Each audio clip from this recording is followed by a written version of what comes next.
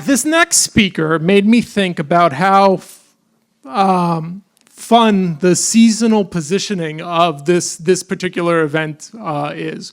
Our first speaker, Jim, took us kind of a little bit into the future, into winter, and Scott Kuckler is going to take us a little bit like a month back into the spooky season. Yeah, there you go. Photographer. He was born and raised in the Midwest. Photography became his passion at the age of 13 and has not diminished to this day. Scott was trained in the craft of traditional film photography at Lesley University in Boston, where he also worked as a freelance photo assistant. Scott then found his way to Europe, where he lived for over 10 years, working as a professional photographer, primarily in Munich, Germany, and Paris, France. During this time, he created his own self-invented darkroom printing methods. When Scott returned to the United States, he chose to move to coastal New Hampshire, where in the intervening years, he has focused on photography purely as an artistic medium.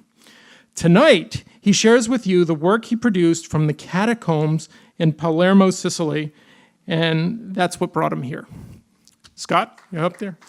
Let's have a warm hand for Scott.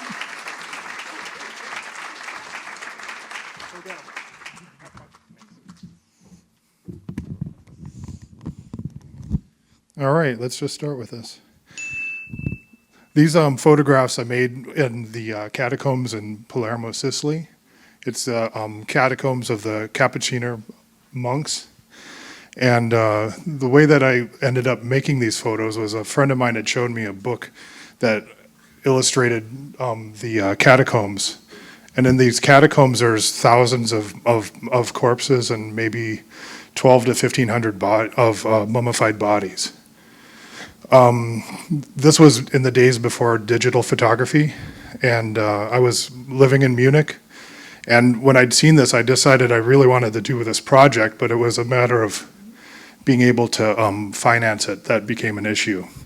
So by chance, I had an interview with a magazine called HQ.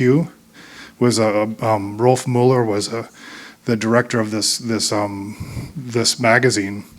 And he'd shown it to me, and it was it's a magazine that's sponsored by a Heidelberg press company, so he didn't have any advertising to really worry about. And during the time that I was showing that, he said, well, you know, each month we have a different theme for our magazine, and the next one is going to be Resta, which in English translates to leftovers. And I said, I have the idea for you. So ended up going to Palermo where I made these photographs, and they, you know, subsequently were published in the magazine, but afterwards I made a bigger project of them. And the prints of these are roughly about the same size as what you see on the screen. They're printed on self-made canvas material that was hand-toned. And they have an organic sort of feeling to them that they I felt really represented how these mummies looked in reality. And the thing is that this catacomb is full of thousands of these bodies, and it's really tempting to photograph them en masse. And all the photographs that I'd seen up until that point were photographs of them like as a large group. So I wanted to focus on them individually, as individual portraits, because I felt that was going to be much more impactful than seeing the large group of them. And you know, it's hard to say how other people will see them, but I don't see them as particularly like disturbing as probably somebody who would see them for the first time, because they're intimate portraits of people, and these people that are mummified there, they wish to be there. They weren't. It's not like photographing an accident or something. This you know was sort of a holy place, and the monks there, the Capuchin monks, you know, they broke with the order of the Franciscan monks because they felt that they weren't extreme enough, you know, and they felt like by confronting themselves with these mummified bodies on a daily basis, that they would live purer lives. And I think there's something to be said for that. They they had a saying, let's see, that's the only thing I wrote up here. It says, what you are now, we used to be, and what we are now, you will be. And I think it's important to keep that in mind on our day-to-day lives, that we're all transient in this world. And these people, they wanted to be mummified because they wanted to be remembered. It wasn't because they wanted to be a circus sideshow. They, were very, very earnest in this wish. So there's a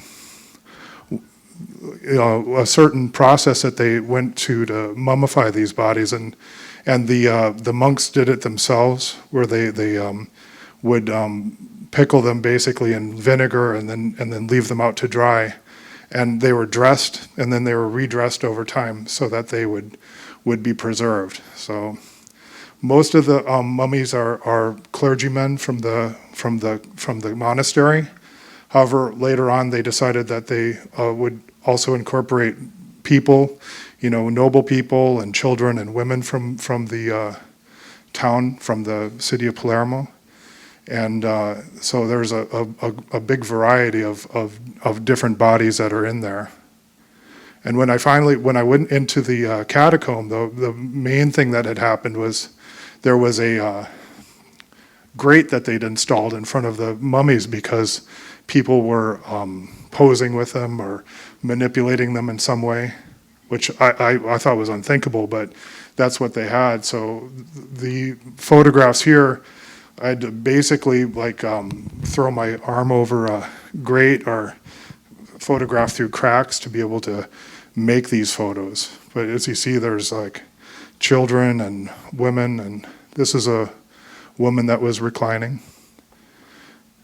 And there's one particular one that was they were mummified between the years 1600 and 1890 or so. They've come up with about 1,900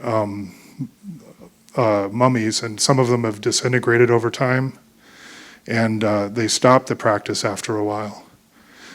And it's not clear as to why. That's a very, very private monastery, and to photograph there was a real privilege for me because they don't normally allow people to photograph inside the catacomb, but they were really accommodating to me, because they felt that I had the proper reverence for what we were doing for photos. So, see this one here, this is Rosalia. She was died in 1920 at the age of 2. And it's only recently been disclosed, the process that she was embalmed, and she hasn't really deteriorated ever since. The monks there consider her the miracle. All right, thank you very much.